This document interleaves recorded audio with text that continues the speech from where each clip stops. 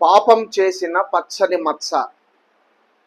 ఏంటి పాపం చేసిన పచ్చని మచ్చ అనే విషయాన్ని మనం ఆలోచన చేస్తే, ఇర్మియా గ్రంథం 17వ అధ్యాయం 1-2 వచనాల్లో మనం చూసినట్లయితే, యోధా ప్రజలు పచ్చని చెట్ల కింద వారు చేసినటువంటి పాపమే, దేవునికి ఆయాసకరమైనటువంటి చేసినటువంటి క్రియలే ఒక మచ్చగా మిగిలిపోయాయి.